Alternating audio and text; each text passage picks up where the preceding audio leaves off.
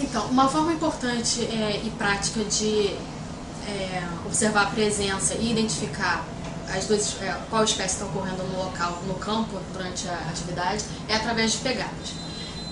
As pegadas de onça todas possuem sempre 4 dígitos, sem a marca de unhas, ao contrário do que acontece com os canídeos, por exemplo, os cachorros do mato, etc.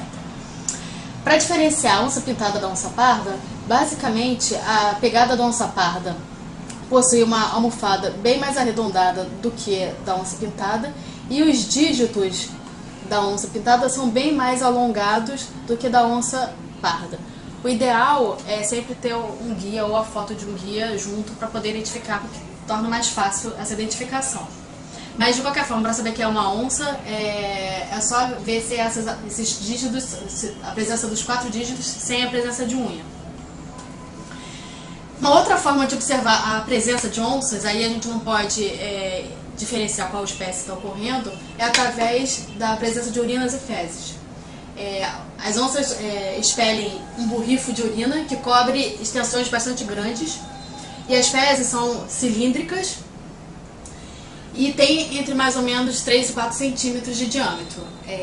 A urina tem um odor muito forte.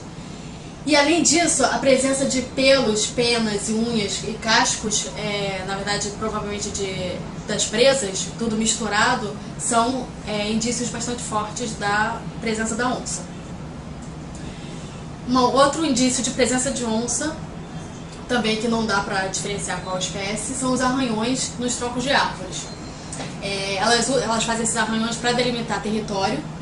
E a distância entre as marcas dessas unhas é sempre homogênea e mede entre 2 a 4 centímetros.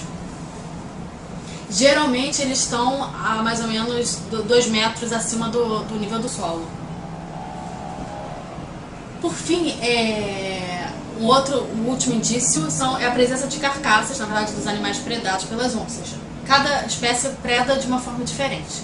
A onça pintada, em geral, elas mordem na região da nuca, atrás da cabeça, perto das orelhas, ou no pescoço mesmo, geralmente esmagando ou rompendo as vértebras. A morte da presa, na maioria das vezes, é feita exatamente pela quebra do pescoço. E, em geral, muitas vezes a cabeça do animal fica virada para trás por causa como quebrou o pescoço. Já a onça parda, elas tendem a matar as presas também com uma mordida dorsal no pescoço ou por sufocamento. As carcaças apresentam uma grande hemorragia no pescoço e marcas das garras nos ombros e no dorso. E uma característica diagnóstica na predação da onça parda é que, para guardar o alimento ou ter mais de uma forma de alimentação, elas tendem a esconder as carcaças, em geral embaixo de folhas secas, por exemplo. Comportamento que não é realizado pela onça pintada. Aqui é só para ilustrar algumas carcaças de animais predados. E aqui é a onça pintada predando o animal pela nuca. Aqui é uma carcaça escondida embaixo da folhagem pela onça parda. E aqui é um animal predado pela onça pintada com a cabeça meio torta pelo esmagamento do pescoço. Por fim, o que fazer caso você encontre uma onça na sua frente? O mais importante é você manter a calma e tentar não chamar a atenção para você mesmo, fazer com que ela não note a sua presença. Então, o ideal é não fazer barulho nenhum e nem se mexer para chamar a atenção do animal. Mesmo que ele te veja, ele pode passar direto, porque ele não vai se importar com a sua presença. Então, o importante é você não correr, não se mexer, mesmo que o animal te veja. Caso ele comece a te observar, você deve encarar o animal, mas sem olhar no olho, você fica olhando na direção dele. O ideal é você ir se afastando devagar, mas sem virar as costas, andando de frente para o animal e olhando ele.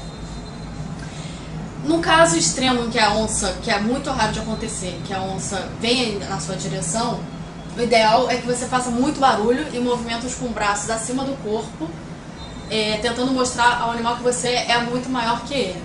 E fazer o maior barulho possível para tentar assustar ele. Na maioria das vezes o animal realmente se assusta. Não se deve deitar nem fingir de morto, nunca deite, você sempre tem que parecer maior do que animal. E basicamente é isso que acontece.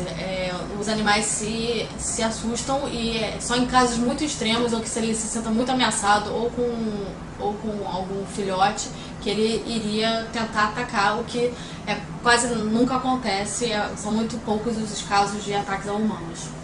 Então é isso, eu queria agradecer, muito obrigada, espero que possa ter ajudado vocês.